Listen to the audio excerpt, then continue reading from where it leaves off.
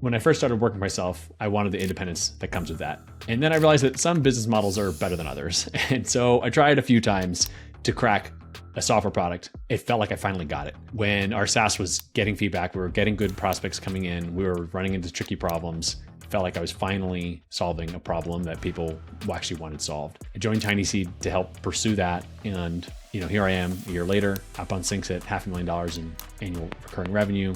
We've got a great team. Because we joined TinySeed, I really believe that it put us on a trajectory to be where we are now. And I'm feeling really optimistic about where we're going next. Today, I'm talking with Harris Kenny, founder of OutboundSync, about how he used seed funding from TinySeed, the B2B SaaS accelerator I run, to turn a low-code MVP into a full-fledged SaaS business doing over $500,000 a year in annual recurring revenue in just about 12 months. We're going behind the scenes of what really happens after you join a startup accelerator. We'll talk about what the TinySeed program looks like through a founder's eyes, how Harris decided where to invest the funding and the thinking behind those moves, the unexpected benefits of being part of an accelerator, and make sure you stick around till the end to hear the surprising advice he has for other founders like him. Let's get into it. So Harris, before we get into what happened after you joined, take us back. Where was your business right before joining TinySeed? I was running an outbound agency and we were a HubSpot solutions partner. Basically just realized these tools didn't talk to each other. And after a few years of testing a few different SaaS ideas, it felt like this might be a good one. And I pieced something together with low code, refactored it into full code. And that's when we started building momentum. And I felt like I was getting in over my head. That's what prompted me to apply to TinySeed. Do you recall what your MRR was? Yeah, we were around like 7,500 MRR at the time. And now a number of those were bundled with clients. So it was pure software subscription, but there were a lot of things that we were doing that weren't like a normal SaaS would be. I just knew there was a big gap between how I was running the business and how and where it could get to, but where it was at the time. And right from the start of the program, you were making a lot of moves to grow your business. Let's talk a bit about how you spent the money that we invested and how you decided what to spend it on. Well, one of the indications that we were onto something is that I started getting prospects asking about SOC 2 and vendor compliance, and I didn't know what they were asking for. And so I just basically lost a couple deals. And as it came up more and more, I came to feel like this is going to be an important part of our business. Like we should probably get SOC 2 type 2. So that was one I got pretty quickly. And I mean, it's funny, but it was, let's just say, rounded around $20,000.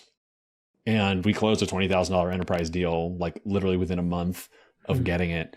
And we flew through that procurement process because we had the documentation. And we have subsequently closed, a bunch of deals. I mean, every couple of weeks, one will request access to our trust center. They see the docs. They're happy with the report. We close the deal. So that was one that was just really obvious and like a really clear ROI that you can't even really dispute. But I think that for me personally, it was like shutting down the agency and going all in on one thing. I definitely used the proceeds from TinySeed to get myself fully committed to the business. And I think that focus was a huge deal. I couldn't keep doing multiple things. Being a solo founder of a software company or even a co-founder of a software company, like that's a full-time job. And I was juggling just too much before. I just couldn't keep it up. So that was another huge one for us, and for the company, for me, was just hiring myself, buying out my time so I could focus on building. And then other hiring decisions were big. We also saved money in some areas because of the TinySeed perks. So like there were areas where we needed to upgrade our tech stack, but it actually didn't cost anything because TinySeed has all these perks and benefits for portfolio companies. So there were actually things that on paper should have cost us money, but ended up being free that I was expecting we would have to spend the money on. So it was kind of funny how that worked out. Definitely the TinySeed mentor sessions and community helped me with allocating that capital for sure. I mean, broadly, it was like hire people, invest in some of these compliance things for sure. But then there's also smaller things.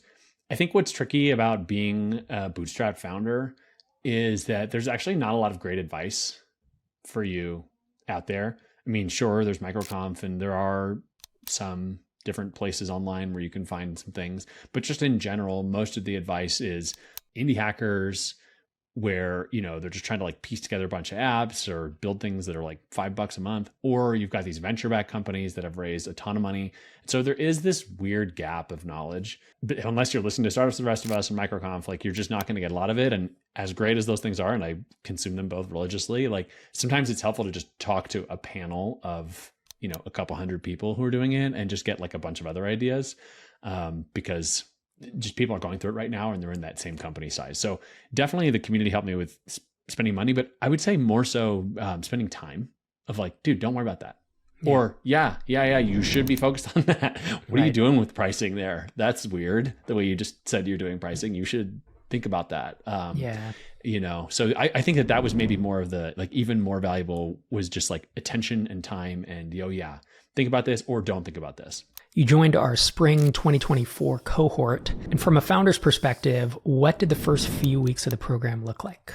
Well, the first week was huge because we met up with our cohort. Everyone got together. When I decided to go all in on my SaaS and shut down my actual agency, quite a few friends who ran agencies reached out to me and said that they had been curious about what I'd been building. And now that I wasn't a direct competitor with them anymore, they wanted to try it out for some clients of theirs. And so, I'll always remember Andy Kim from Trado and my cohort. He helped me flesh out the idea for what would become our partner program. And that's the majority of our business right now. And it's a huge part of our growth. So, that one 30-minute conversation before breakfast was like worth the price of admission. But that alone, I think, really changed the trajectory of the business. But it was just learning the basics of how's this thing supposed to operate. I'm making the money in a SaaS way. I'm using Stripe. I've got customers that are signing up for a software product, but there's so many other things about running a software company that I just had never done before. And so it was just figuring out what those things are and just being okay with some parts of the business were really just not there yet, and that was okay. And just sort of getting a license to just say, leave that alone for a second. You can worry about it later when you have enough money to pay to fix that. And so it sounds like you got a lot from the in-person retreat. And then once you were back home from that, you started joining our TinySeed playbook calls and our mentor sessions. Does that extra structure actually help, or did it feel like extra work? The value of the structured program with TinySeed, I think it was just looking at every part of the business. It's like you're cleaning the house and it just makes you go in every room, and one room is fine. You don't need to do a lot of work there and it's not a big deal, but it's just like worth just double checking and making sure that you cleaned it in the first place kind of thing. You're like, oh, I forgot to make the bed, and then I move on. So that's what it felt like. It felt like the structure of the program just took me through the different parts of the business. Some areas needed a lot of work. Others, we were in a pretty good spot. But I feel like sometimes you kind of have to have that like forcing function to look across the whole company. And then other areas I still haven't applied the playbook yet because we're growing into that, and some of these things I'm still doing myself that hopefully one day I won't be. And to give listeners an idea, we have 8 playbooks that cover mindset, marketing funnels, pricing, sales, marketing, team and hiring, M&A and fundraising, and burn rate. Were there any specific playbooks that you felt were especially useful for you? Hiring, no question. I needed help. And it wasn't really clear to me at the time, but we needed more engineering hours and we needed customer success. And those weren't things that I was thinking about necessarily going into it. Frankly, I had not been very successful hiring people in the past, running my agency. I had some good people who I really enjoyed working with, but I also had a lot of misses. So being able to just see how, 200 companies have done it before, it's like, look, work with this recruiter. Here's 5 example job descriptions that other TinySeed companies have done for customer success. Read them, do your own twist on it. And, that person has been incredibly effective contributor to the team. And then, other conversations, I remember we were at a table and, we're talking about developer productivity and output. And it was just like, man, they're not working anywhere near enough hours. They are still split between other projects. This is a no-brainer. Bump them up to full time. Get this thing, get people fully focused on what you're doing. And there was just things that were really obvious to people in the room and to you, and obvious in the playbooks that I just didn't, I just had total blind spots on. So yeah, the hiring one was a no-brainer, and that I feel like set things in motion that basically has made everything else work since we joined. Was there anything you didn't get from the TinySeed program that you thought you would? Honestly, this is kind of cheesy, but TinySeed is literally what it says on the tin. If you read the website and you read the FAQ, that is what it is. I can't think of a higher praise to give about someone's marketing than it is entirely truthful. But my expectations were, now I've been listening to, and reading your work for a long time. So I felt like I had a sense of what I was getting into, but still TinySeed is a specific implementation, or it's a specific idea. And it has totally been my experience. There has not been this pressure to grow at all costs. There has not been really, invasive needling and questioning and challenging our strategy and, pushing to do these wild things. But I will say one thing that has been maybe demonstrated more than I would have guessed, or has come up more than I would have guessed, is the optionality concept. Like, I really think that is like infused into how TinySeed operates as an accelerator, but how the team operates and all that. You really do hear people talking about ideas around raising more money or, exit options for them. It really feels like everyone is trying to build businesses, and businesses can have many outcomes and businesses can have many transformative events. It does not feel like everyone is trying to pursue the same exact goal of hitting the same exact MRR in the same exact way. And so that has surprised me a little bit, the like variety of decisions that founders are making, and how agnostic TinySeed itself is about that. I didn't expect it differently, but the number of different situations that come up, you sort of can't anticipate that, because when you're so early and you're just trying to build something and hoping like anybody cares, these different things don't come up at that time. Yeah. But then you grow, and then, somebody gets a nastygram from an attorney, or something happens with an employee or a contractor, or an exciting growth thing comes up, and just like, there's just so much that can happen. And I think that the flexibility and the sort of steady hand from TinySeed through all those things has been interesting. And I didn't know to expect it, I guess. I didn't even think about all the like things that could go right or could go wrong, because I was just literally just trying to like pay my bills and get anybody to care about what I'm building. Yeah. Well, I appreciate that, because my co-founder and I put a lot of thought into this word optionality that you said. And so if someone's watching this and they're thinking like, what does that even mean? I want to let people know, like, there are a lot of TinySeed companies that never raise another dime of funding after TinySeed.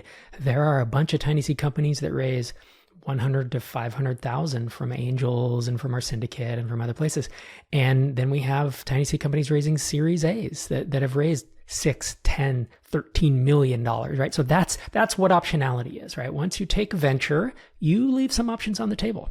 And once you go down certain paths, you can, they're often one-way doors, and we've tried to make TinySeed not that, right? We've tried to make TinySeed give you a lot of flexibility into what you can do, because you hinted at it, but when you're first building a company, you often don't know how big it can get.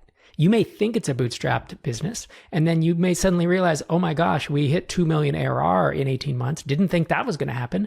Now suddenly, do you sell it for life-changing money, never have to work again? Or at that point, do you raise more to take another bite? And we never wanted our terms to interfere with any of those options.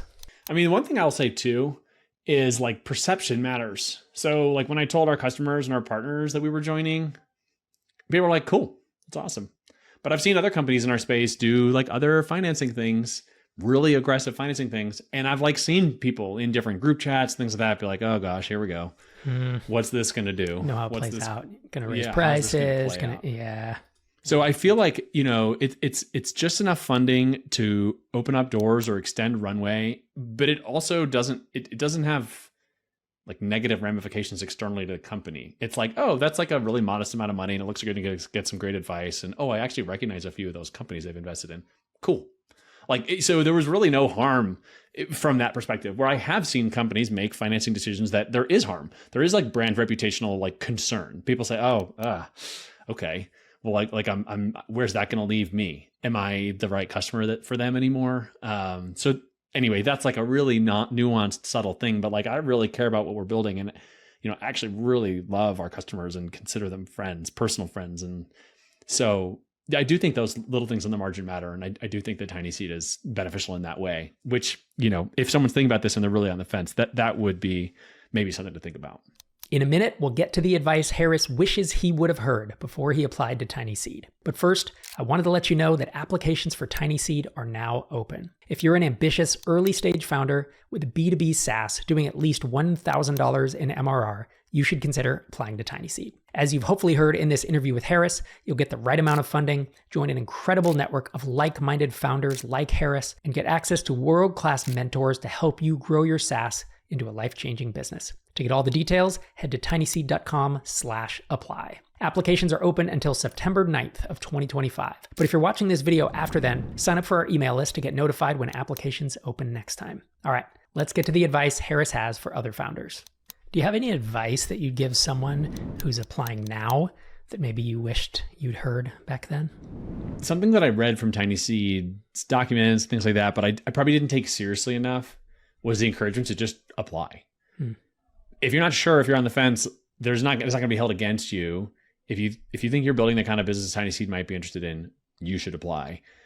Now, fortunately, I had some additional people who encouraged me to apply that didn't work for TinySeed itself, who were like, no, they actually really mean that. You really should apply. But I would say that is not just window dressing. Like, they really mean it. Like, send the application in. There's no harm. It shouldn't take that long to fill out. And if it does, then pause and reflect on that, because it's a pretty straightforward application.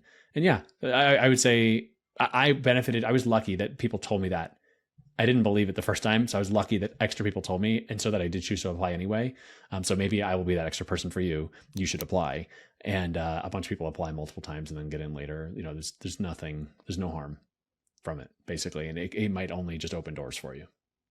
If you want the full story of Harris's journey, you have to check out this season of TinySeed Tales, rolling out right now on the Startups for the Rest of Us podcast feed. For the past year, I've been catching up with Harris every couple of months, following his progress in real time. And what you've seen in this video is just a snapshot. Harris has been incredibly candid, sharing his numbers, his challenges, and the unfiltered realities of running an early stage SaaS. So make sure you subscribe to Startups for the Rest of Us in your favorite podcast player, or hit the link in the description to start listening. After investing in more than 200 B2B SaaS companies, we've spotted clear patterns in what sets the standout founders and businesses apart.